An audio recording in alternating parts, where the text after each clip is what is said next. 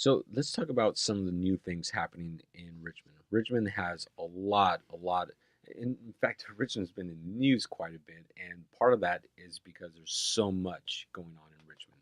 So let's talk about some of the new Richmond developments Okay. and uh, going into some of the newer developments. What are the goals of these developments, and maybe if you can actually break down what are maybe the top three developments going into Richmond? Let me sort of break it down. Maybe geographically, that's the easiest way for me to think Yeah. about it. Let me go from sort of um, maybe south to north. How's that? Okay. Okay. So we several years ago we completed a specific planning document for our southern shoreline, which includes the University of California field station. And for a while, the university was talking about the Berkeley Global Campus and doing Hmm. a new campus there. They suspended work on that particular concept, but our communication with them is that they're still very interested in working with a developer to develop a research campus there. I think that can be a catalyst along the southern shoreline. There's another site right next to it, um, so-called Zeneca site, former Stauffer Chemical, needs a lot of soil remediation, but both the Richmond Field Station and the Zeneca site are beautifully situated right along San Francisco Bay, and those are tremendous opportunities for investment. So I see that coming along. We have some projects right now that are either under construction or in the last pieces of the entitlement phase along the shoreline near Point Richmond. Shea Homes is doing a project of around 75 homes right along the shore. The Laconia development has received their entitlements to do 300 condominium units along the shore. It's the Terminal 1 project. It's right near Miller Knox Park. That, I think, is one of the premier sites in the Bay Area. I'm not exaggerating. I think that if you go out there, you look at the views, expansive views across the bay towards San Francisco, and it's just marvelous.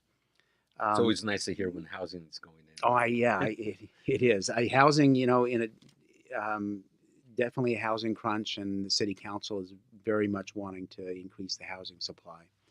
So I say good for them. I think that is an important policy.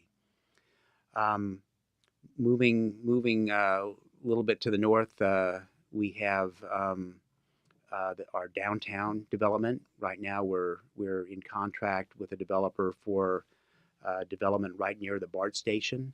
We want to really try to focus on developing our transit village, bringing more units, hopefully around at least, I'd say, a minimum of 500 new housing units right adjacent to the BART station, which does two things. It's good for, of course, good smart growth planning to put housing near transit, Hmm. but also it brings a lot of rooftops into our downtown area, and we'll get that tap room downtown and some Yeah. other things as well.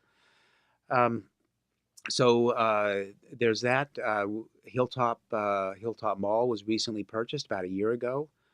It's They being have a big event coming up, I They think, do, next week. they do, and so they're rebranding it as the Shops at Hilltop. They've got some plans to not just redo the retail component, but they have long-term plans to bring in more housing in that area as well. It'll complement the retail. It'll bring more housing into the region. Then the other piece of economic development that is maybe overlooked, and this is sort of non-residential, and that is that Richmond is becoming a hub for warehousing and distribution. It Over the last 5 years, we have had Blue Apron, HelloFresh, Williams Sonoma, Restoration Hardware, Did Amazon go in? Amazon. Yeah. Amazon has a fulfillment center out there, and all of these are within the last 5 years.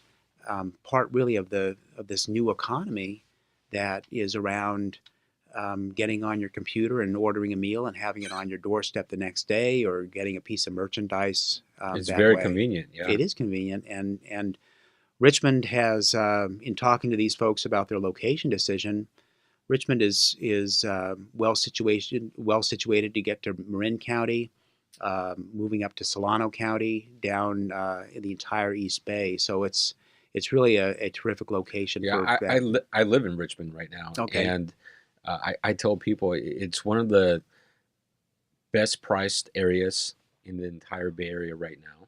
You know, um, you can find affordable properties. Then, if you want to go to San Francisco, it's literally 20 or 40 minutes depending on the traffic. But you can shoot over to Napa, Marin right. County, Sonoma, Solano, go up to Tahoe. I mean, there's so many things you can do. Right. Well, one thing I'll just touch on from an economic development perspective is the fact that we have ferry service coming to Richmond in October of this year, Hmm. right at the end of Harbor Way by the Crane Way Pavilion and Ford Building. AM and PM commute service. I've done the practice run. It's about a half an hour, and I sort of joke that you'll be able to get from the city of Richmond to downtown San Francisco faster than you can get from the Richmond district in San Francisco to downtown San Francisco. It because it really does cut off a lot of traffic, and it's just a great commute. I think that it'll be popular the day it opens And when is that expected to open?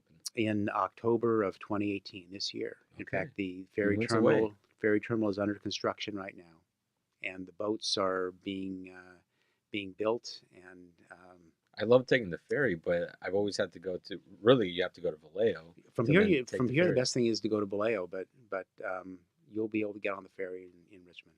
Yeah, that's gonna be great. It will be. It will be. Yeah. Another Richmond is sort of a multimodal paradise in terms of transportation too. We have BART, Amtrak ferry service now, AC Transit. And then we're looking at some first mile, last mile transportation strategies. So transportation is fun.